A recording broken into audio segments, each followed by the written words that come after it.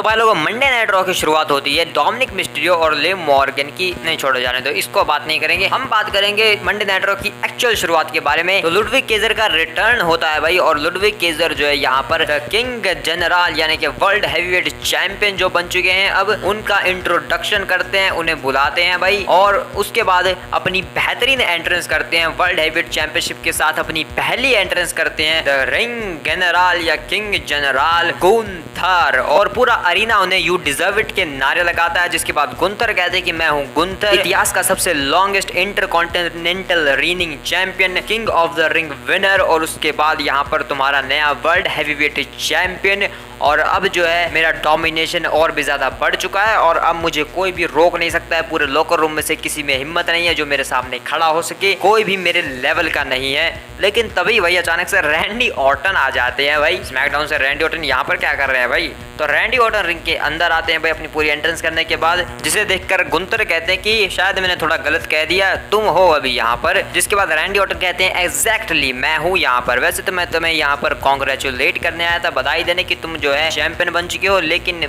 मैं ऐसे काम नहीं करता हूँ, ये वाइपर का स्टाइल नहीं है। एक्चुअल बात ये है कि तुम जो है अपने आप को एक लेजेंड बुलाते हो, और मैं जो है हमेशा से एक लेजेंड किलर रहा हूँ। अपने आप को लिविंग लेजेंड बुलाते रहते हो वैसे भी, लेकिन मेन बात ये है कि तुम्हारे ऊपर ये टाइटल जचता है वो सोना। तुम्हारे पास वो टाइटल है सिर्फ मेरी वजह से, क्योंकि तुमने मुझे हराया था और शायद नहीं भी हराया था। ये बात पूरी दुनिया जानती है, ट्रिपल एच जानता है, तो सबको जो है उसका एक सीक्वल तो चाहिए उस चीज का। बैश इन बर्लिन आ रहा है, तुम्हारे घर में होने वाला है, तुम्हारे खुद के होम टाउन में, तो वहां पर ये चीज हो तो कितना परफेक्ट होगा, और मैं तुमसे तुम्हारा ये टाइटल वहां से छीन लूं तो कैसा रहेगा। जिसके बाद गुंथर हंसकर कहते कि तुम सही कह रहे हो, मैंने तुम्हें जो है उस मैच में पिन नहीं किया अच्छे से, जिस वजह से ये कलंक है मेरे करियर के ऊपर, जिस वजह से मैं ये चैलेंज स्वीकार करता हूँ। हम दोनों मिलेंगे बैश इन बर्लिन में, और इस बार मैं तुम्हें अच्छे से हराऊंगा, कोई एक्सक्यूज नहीं होगा। रैंडी ऑर्टन कहते हैं कि हाँ मैं भी तैयार रहूंगा। आउट ऑफ नो वेयर आता है सब कुछ मेरा तो। जिसके बाद रैंडी ऑर्टन यहाँ से चले जाते हैं। गुंथर काफी खुश है भाई, उन्हें एक लेजिट अपोनेंट मिल चुका है भाई, पहला ही अपोनेंट रैंडी ऑर्टन। गुंथर की टाइटल रेन खत्म है भाई, क्योंकि अगर रैंडी ऑर्टन तुम्हारे टाइटल के लिए आ रहा है तो इसका मतलब तुम्हारा टाइटल जा सकता है भाई। तो अब जो है जजमेंट डे ड्रामा के बारे में बात करते हो, तो डेमियन प्रीस्ट आते हैं शो के ऊपर, काफी गुस्से में है भाई वो,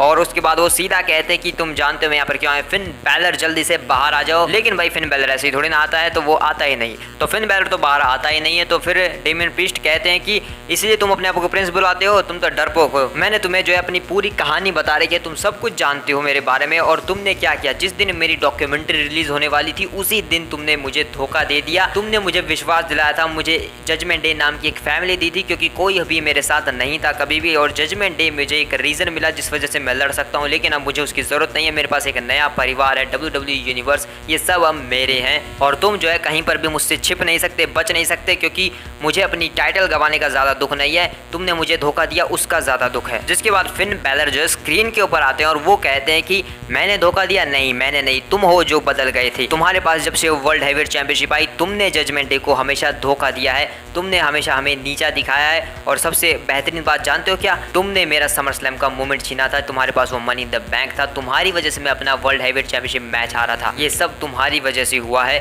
जजमेंट डे आज तुम्हारी वजह से टूटी है, और तुम मुझसे लड़ना चाहते हो तो ठीक है, तुम लड़ोगे मुझसे, लेकिन वो अभी नहीं होगा, तुम्हें इसके लिए तड़पना होगा, तुम्हें मैं नहीं मिलने वाला हूँ, तुम एक बंदे से जरूर लड़ोगे जो कि मेरा भाई होगा जेडी, तुम उससे लड़ो। और हाँ, मैं अकेला नहीं हूँ, मेरा साथ देंगे इसमें ये सब लोग जो मेरे पीछे खड़े हैं, जिसमें भाई लिव मॉर्गन और डोमिनिक की तो भाई अलग ही स्टोरी चल रही है उनकी तो, और कार्लिटो और जेडी भी होते हैं भाई, इनका अपनी खुद की एक नई जजमेंट डे बन चुकी है अब। इसलिए फिन बैलर कहते हैं कि ये सब मेरा साथ देंगे तुम्हें खत्म करने में, पूरी तरीके से तुम्हारा सब, तुमसे सब कुछ छीनने में। जिसके बाद भाई डेमियन प्रीस्ट बहुत भड़क जाते हैं, और वो बैक स्टेज में चले जाते हैं, और उसके बाद जो है जेडी की एक हाई क्लिप दिखाई जाती है, जिसमें वो कहता है कि तुम जो है कभी भी मुझे पसंद नहीं करते थे, जजमेंट डे में जब से मैं आया सिर्फ फिन बैलर था जो मुझे हमेशा पसंद करता ना, मैंने बहुत कोशिश की कि तुम मुझ पर भरोसा करो, लेकिन तुमने कभी भी वो नहीं किया, और अब जो है तुमने जजमेंट डे को धोखा दिया, तुम वो हो जिसने जजमेंट डे को तोड़ा है, और जजमेंट डे अब खत्म नहीं हुई है, हम एक नई जजमेंट डे है। जिसके बाद डेमियन प्रीस्ट की भी एक हाइप क्लिप दिखाई जाती है जिसमें वो जेडी को बोलते हैं कि